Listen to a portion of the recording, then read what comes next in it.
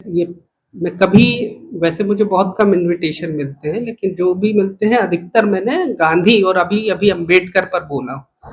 उसके अलावा अभी कोई मुझे पूछता है तो मैं मना कर देता हूँ, क्योंकि वो मेरा एरिया नहीं है और मैं उसको अच्छी तरह से जस्टिफाई नहीं कर सकता। लेकिन जब प्रधान सर ने कहा, और मैं ये एक मेरे लिए सम्मान की बात है कि सर ने मुझे इस बात के लिए इस काबिल समझा कि मैं उनकी किताबों पे कुछ बात कर सकूँ। सर किसी को भी पूछ सकते थे, कोई उन्हें मना नहीं करता। तो उस सम्मान को मैं, अगर मुझे लग रहा है कि उस वजन में मैं इतना दब गया हूँ कि मैं कुछ कहने की स्थिति में नहीं हूँ। पर तो मैं कुछ शुरुआत अपने सर से मेरे संबंधों के बारे में अपनी बात शुरू करना चाहूँगा। सर से मुझे मेरा परिचय कुछ 14-15 साल से है। ये मेरा सौभाग्य नहीं है कि मैं उनका डायरेक्ट स्टूडेंट रहा हूँ, लेकिन मैंने उन्हें पढ़ाते देखा हूँ, मेरे अपने बच्चों को पढ़ाते देखा हूँ। उनकी जो लगन है, जो उनकी स्पिरिट है, जो एंगेजमेंट है बच्चों के साथ, वो अकल्पनीय है। मैं भी एज ए टीचर मैं भी सोचता हूँ कि उनको फॉलो कर पाऊँ, लेकिन मैं मेरे स्टूडेंट हैं जो मुझसे संबंध अभी नहीं है, लेकिन प्रधान सर से उनकी बातें होती है, जो कि प्रधान सर एक कैंप करने हमारे त्रिपुरा यूनिवर्सिटी में आए थे। तो उन बच्चों का अभी भी प्रधान सर के साथ संबंध है। वो उनको फोन करते हैं, अपनी परेशानियां शेयर करते हैं और उनसे गाइडेंस लेते हैं। तो मैंने उन्हें, और मेरे मेरे लिए भी एक बहुत खुशी की बात है कि उन्होंने उन्होंने मुझे, जब से मैं रिसर्च स्कॉलर था, जब से वो मुझे सहयोग कर रहे हैं। मेरे अधिकतर जो आर्टिकल पब्लिश हुए हैं उसमें अधिकतर आर्टिकल सर ने पढ़े हैं, उनमें उनके कमेंट दिए हैं, उनकी इंग्लिश ठीक करी है। अभी तक अभी भी मेरे लास्ट जो पेपर अम्बेडकर पे वो भी सर ने पढ़ा है, उस पर भी उन्होंने अपनी टिप्पणी कही है और उसको सुधारा है। तो मैं इस तरह से देखता हूँ कि उन्होंने एक तरह से, जैसे उनके दूसरे स्टूडेंट से बल्कि उनसे ज्यादा उन्होंने मुझे नर्चर करा है, और मैं क्लेम कर सकता हूँ कि मैं उनका स्टूडेंट हूँ औरों के अपेक्षा। तो ये एक और बात मैं बताना चाहता था। मैं ये भी बोलना चाहता हूँ कि सर का जो ट्रांसलेशन का काम है वो बहुत ही उम्दा है। मैंने देखा हूँ उसको, मैंने पढ़ा हूँ और देखा हूँ कि किस तरह से वो एक गांधी, जब हिंद स्वराज को बैन कर दिया गया था, तो गांधी ने कहा पता नहीं है किस आपको क्यों बैन कर दिया, ये तो इतनी सिंपल सरल है कि किसी बच्चे के हाथ में भी दे सकते हैं। मैं यही कह रहा हूँ कि सर की भी जो ट्रांसलेशन है वो इतना सिंपल सरल है कि किसी बच्चों के भी हाथ में दे सकते हैं और वो उसे पूरी तरह कॉम्प्रीहेंड कर सकते हैं। कोई एकेडमिक जार्गन नहीं है, लेकिन ये नहीं कि उसमें एकेडमिक रिगर नहीं है, वो पूरा एकेडमिक रिगर के साथ है, लेकिन इतना सिंपल सहज सरल ट्रांसलेशन है कि कोई भी बच्चा, 12th क्लास का बच्चा भी अगर उसे पढ़ेगा तो उसे कॉम्प्रीहेंड कर सकता है कि वो क्या क्या कहना चाहते हैं। इतना सरल है। दूसरा, ये बात भी हमको ध्यान रखनी चाहिए कि ट्रांसलेशन जो है, बिना आपको उस कॉन्टेक्स्ट को समझे आप नहीं कर सकते ईमानदारी के साथ। तो सर जबकि पॉलिटिकल साइंस के शिक्षक रहे हैं, लेकिन उनका हिस्ट्री पर भी उतना ही अधिकार है। उनको, उनकी जो पहली किताब है, मुझे लगता है पॉलिटिकल साइंस से ज्यादा हिस्ट्री के बच्चों ने पढ़ी है, राष्ट्र टू स्वराज। और उन्हें एक बहुत स्वामी सहजानंद के समय की जो है बहुत अच्छी गहन समझ थी। उस कॉन्टेक्स्ट को उनको बहुत अच्छे, सॉरी,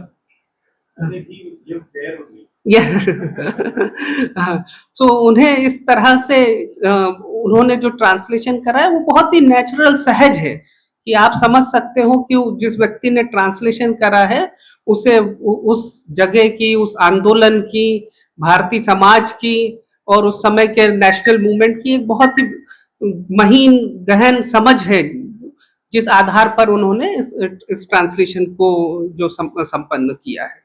जो वॉल्यूम्स है उनके बारे में मैं कुछ थोड़ी सी बात बोलना चाहूंगा कि फर्स्ट जो वॉल्यूम में जैसे बताया गया उसमें 3 किताबें हैं, और 3 किताबों में अ ब्रीफ हिस्ट्री ऑफ किसान मूवमेंट इन इंडिया। इसमें इसमें 2-3 बातें की गई। पहली बात तो यह है कि जो नॉन कॉपरेशन मूवमेंट और गांधी के पहले के जो किसान मूवमेंट थे उनके बारे में एक ब्रीफ इंट्रोडक्शन दिया गया है, और उन्होंने बताया कि जो उनमें जो समस्याएं थी वो ये थी कि पहला जो था वो पहली प्रॉब्लम जो ये है कि वो ऑर्गेनाइज नहीं थे, वेल ऑर्गेनाइज नहीं थे, बहुत ही स्पॉन्टेनियस मूवमेंट्स थे। तो ये एक उन्होंने बताई, हाईलाइट करी कि ये एक समस्याएं थी। ये भी बात बताई कि जो वायलेंट थे वो जो मूवमेंट्स थे जो, और फिर सहजानंद जी सर ने जैसे बताया है कि फिर उस वो इस बात को समझते हैं और उसके बाद गांधी का आगमन होता है और वो बताते हैं कि गांधी जब ये किसान मूवमेंट की लीडरशिप लेते हैं और उनके बाद जो मूवमेंट होते हैं उनमें ये कमियां हमको देखने को नहीं मिलती है। तो वो एक तरह से बहुत ही ऑर्गेनाइज तरीके से किसान मूवमेंट के आंदोलन चलते हैं। दूसरा जो है वो उनका लीडरशिप आती है मिडिल क्लास से जो भी है, लेकिन वो भी एक वेल एजुकेटेड लीडरशिप मिलती है किसानों को। और जो तीसरी बात है कि वो एक नॉन वायलेंट जो है आंदोलन चलाने में सही होते हैं। इसके अलावा जो बात की है उस बुक में, पहले जो है पहली बुक में, कि हिस्ट्री ऑफ किसान सभा और कांग्रेस पॉलिटिक्स के बीच के संबंध के बारे में भी बात करती है। वो इस बात को अपने बहुत जोर देकर ये कहते हैं कि एक इंडिपेंडेंट किसान सभा की आवश्यकता है, क्योंकि कांग्रेस जो है मल्टी क्लास एक प्लेटफॉर्म है, नेशनल मूवमेंट है, और वो पूरे अपना आप को डिवोट नहीं कर सकता है किसान आंदोलन के लिए, इसीलिए भी जो है एक किसान आंदोलन की जरूरत है। और वो बताते हैं कि क्यों जब एक जमींदार लोगों का भी एक अपना मूवमेंट, अपनी संस्था हो सकती है, तो किसानों की क्यों नहीं हो सकती है। और वो ये भी बोलते हैं कि इसको बनाने से कांग्रेस मजबूती होगी और किसान जो है उसको किसान सभा उसको वीक नहीं करेगी। और उसके अलावा ये भी बताते हैं कि किसान सभा एक तरह का प्रेशर ग्रुप का भी काम करेगी कि कांग्रेस जो है उनकी उनकी समस्याओं पर प्रॉपर ध्यान दे सके। दूसरी जो बुक है उसमें स्वामी अपने जो उन्होंने डिफरेंट विजिट करी थी यूपी, गुजरात, बिहार में किसान सभा से संबंधित, उन सब का विवरण जो है वो इसमें देते हैं। और वो इस बात को नकारते हैं जो उनके आलोचक कह रहे थे कि वो एक प्लेजर ट्रिप के लिए जाते हैं। वो बताते हैं कि जो आंदोलन है, वो किसान सभा का संगठन है, वो उनकी और उनके कोवर्कर की मदद से एक एक ईंट जोड़ जोड़कर उन्होंने बनाया है। इस तरह से वो बताते हैं। और वो ये और तीसरा पार्ट जो है वो ये जो this is how peasant struggle, 16 stories बताते हैं ग्रास रूट पीजेंट मूवमेंट के बारे में, जो ज्यादा परिचित नोन स्कॉलर्स नहीं, लीडर्स नहीं है उन्होंने जो लड़ाई लड़ी उसके लिए। और इन 16 स्टोरीज के आधार पर वो कुछ इन्फ्रेंस निकालते हैं। उनका कहना है कि struggle against the local vested interest is a much more difficult task than resisting organise power of the government. So local level पर क्योंकि आप सीधा कॉन्फ्रेंट करते हैं, सीधी जो है चुनौती देते हैं, तो ये एक तरह का खतरा पैदा होता है कि कोई पर्सनल कॉन्फ्लिक्ट पैदा हो जाए, और जो कि प्रोविजन लेवल पर, नेशनल लेवल पर जो है ये चीजें नहीं होती है। दूसरा वो ये बताते हैं कि जिस तरह से एक नेशनल लेवल पर आप एक तरह की मेथड्स डेवलप कर सकते हैं, वो मेथड जो है रीजनल लेवल पर, लोकल लेवल पर उतनी जो है उतनी ठीक तरह से नहीं बैठती है। इसीलिए उनकी स्ट्रगल्स और ज्यादा महत्वपूर्ण है और कठिन है, इस तरह से वो बताते हैं। दूसरी बुक है व्हाट शुड पीजेंट डू। इस वॉल्यूम में 6 पार्ट है, 6 भागों में उन्होंने डिवाइड करा है। और वो बताते हैं, पहला बात जो है ये बहुत ही इस तरह पता लगता है कि स्वामी में जो ट्रांसफॉर्मेशन हुआ, वो एक शुरुआत करते हैं अपने आप को गांधीयन की तरह, लेकिन बाद में वो बहुत रिबेल हो जाते हैं, बहुत क्रांतिकारी हो जाते हैं। वो पहले पार्ट में, वो पहली भाग में वो ये बात बताते हैं कि किसानों को इस बात पर ज्यादा ध्यान नहीं देना चाहिए कि उनको जो टैक्स देना है नहीं देना है वो पूरा है या नहीं है। उन्हें जो चीज वो प्रोड्यूस करते हैं, वो चाहे वीट हो, राइस हो, घी हो, मिल्क हो, उन्हें खुद कंज्यूम करना चाहिए। और वो यहाँ तक भी कहते हैं कि अगर आपका कोई सरप्लस वैल्यू नहीं है तो आपको टैक्स देने की भी जरूरत नहीं है। उसको बोले कि आपको उन जमींदारों से डरने की जरूरत नहीं है, अगर आपका सरप्लस नहीं है तो आपको टैक्स भी नहीं देना चाहिए।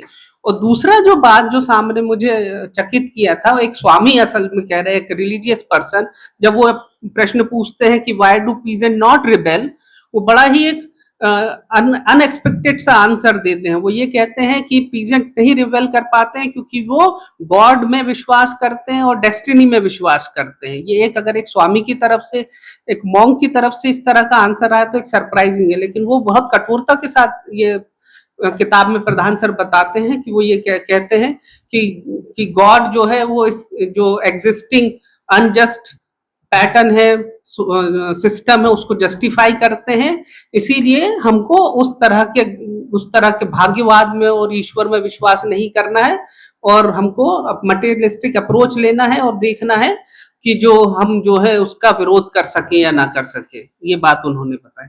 सेकेंड पार्ट में, थर्ड पार्ट में Swami ask peasant to imbibe a strong feeling of class consciousness. वो ये भी बात बताते हैं कि जो सबसे एक और जो रीजन है जो किसान आंदोलन नहीं कर पाते, विद्रोह नहीं कर पाते, क्योंकि उनमें क्लास कॉन्शियसनेस नहीं है। और वो रिक्वेस्ट करते हैं किसानों से कि वो अपने आप को एक क्लास कॉन्शियसनेस डेवलप करें, जाति, धर्म, इन सब आधार पर एक अपने आप को विभाजित ना करें और एक क्लास की तरह से ट्रीट करें और अपने जो है अपने अधिकारों के लिए लड़ाई करें। फोर्थ पार्ट में वो स्वामी जी बताते हैं कि किसान सभा की क्या जरूरत है। उनका ये कहना है कि किसानों को ये अच्छी तरह से समझ लेना चाहिए कि उनका भविष्य जो है वो एक किसान ऑर्गेनाइजेशन पे डिपेंड करता है, और इसीलिए उनको जो है जिस तरह से भी आप हो सके मजबूती देने का काम करें। फिफ्थ पार्ट जो बोलता है, वो ये कहता है कि किसान को भी put a limit to their cleverness, especially he is referring to the leaders of some किसान मूवमेंट, कि उन्होंने उनके साथ डील किया, उन्होंने देखा है कि वो लीडरशिप जो डेवलप करते हैं उनके अपने वेस्टेड इंटरेस्ट होते हैं, तो इसलिए वो बोलते हैं इन सब चीजों को छोड़कर आपको किसानों के हितों की बात करना चाहिए। और लास्ट पार्ट में जो वो करते हैं, वो बताते हैं कि band of total committed worker और एक्टिविस्ट की जरूरत है। वो सेकंड बुक इस बात पर छठवें भाग में इस बात पर जोर देती है कि हमें इस बात पर एक फुली डिवोटेड किसान सोल्जर्स की जरूरत है, जो सेवक की जरूरत है, जो जिस आंदोलन को आगे बढ़ा सके। और जो थर्ड वॉल्यूम है, जो उसमें जो है मोस्ट एड्रेस जो उन्होंने दिए हैं 1935 और 50 के बीच में से, उसमें से कलेक्ट करके बनाए गए हैं। अधिकतर एड्रेस जो हैं वो ओरल थे, लेकिन कुछ एड्रेस जो थे उन्होंने लिखित रूप में भी प्रस्तुत करे, और सर ने उन्हीं एड्रेसों का ऑथेंटिसिटी का देखते हुए उन्हीं एड्रेसों को सेलेक्ट करा जो रिटन फॉर्म में थे, और उनको ही ट्रांसलेट करा। और उसमें कुछ 14 एड्रेसेस जो इंक्लूड है, और जो कुछ थीम्स है जो उसमें रिकरिंग होती है, बार बार आती है। उस 4-5 कुछ थीमों के बारे में मैं बताता हूँ कि क्या उनके एड्रेसेस के केंद्र में रहते थे। Kisan Sabha must exist as a independent organisation. वो इस बात पर जोर देते थे कि किसान सभा जो है एक इंडिपेंडेंट होना चाहिए, किसी भी पॉलिटिकल पार्टी का उसमें इन्फ्लुएंस नहीं होना चाहिए।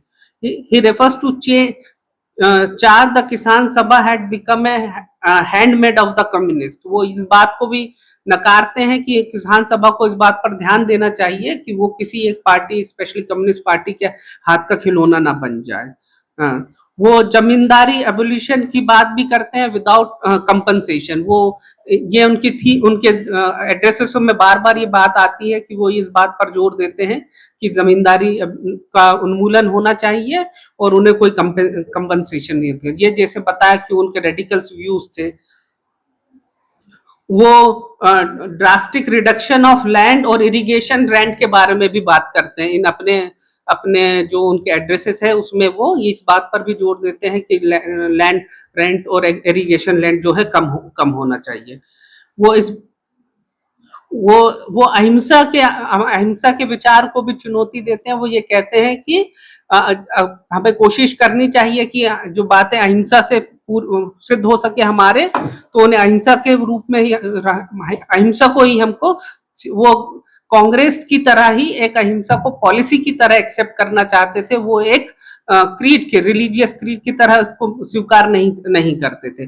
और वो बोलते थे कि जो 4 major step to be taken to help peasants, कि raising Kisan Sabha organisation from village to provincial to the national level, मतलब विलेज में भी होना चाहिए, राज्य स्तर पर भी होना चाहिए और राष्ट्रीय स्तर पर भी होना चाहिए।